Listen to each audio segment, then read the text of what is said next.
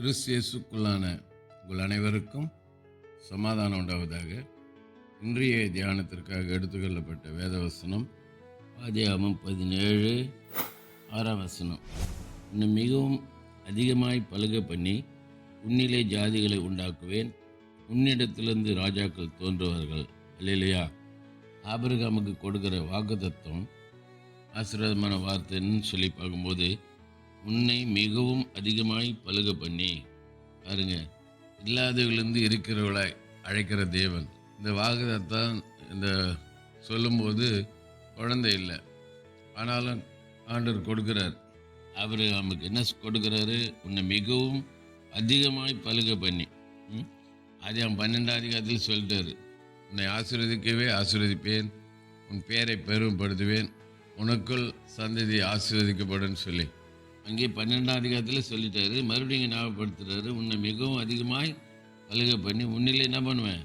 ஜாதிகளை உண்டாக்குவேன், உன்னிடத்திலிருந்து ராஜாக்கள் தோன்றுவார்கள். ஆபிரகாம் சந்தையிலிருந்து தான் தாவீது ராஜா, ஒவ்வொரு ராஜாக்கள் தோன்றினாங்க. புதிய ஏற்பாட்டில் வரும்போது ராஜாதி ராஜாவாகிய இயேசு கிறிஸ்து தாவீதின் சந்ததியில் வந்தார்.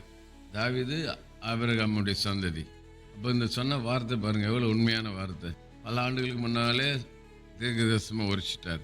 ஆக நம்முடைய தேவன் பலுகி பெருகு பண்ணுகிற தேவன். ஆதாம கூட பலுகி பெருகி பூமியை நிரப்புங்கள் சொல்லி ஆசீர்வதித்தார். பலுக செய்கிற தேவன்.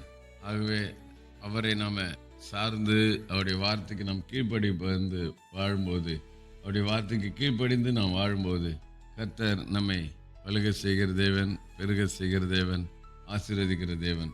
ஆகவே அவரை நாம் சார்ந்து வாழ்வோம், அவருடைய வார்த்தைக்கு நாம் கீழ்ப்படிவோம். ஆபிரகாமை ஆசீர்வதித்த தேவன் நம்மை ஆசீர்வதிக்க வல்லவர். அவர் நேற்றும் என்றும் என்றும் மாறாதவர். அவருடைய வார்த்தைகளும் மாறாதவர்கள்.